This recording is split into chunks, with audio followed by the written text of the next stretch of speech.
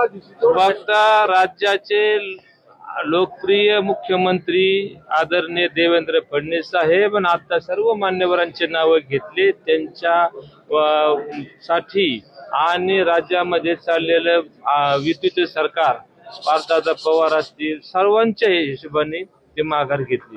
माघार घेत असताना एकच प्रोजेक्ट दादा तुम्ही आमदार झालेले आहात, तुम्हाला आता बाहेर वाड्याच्या यावं लागत आहे। आमच्या नगरसेवकांना प्रत्येक त्यांच्या नगरपालिकेमध्ये जाऊन भेटावं लागत आहे, त्यांचे सगळे काम करावं लागत आहेत।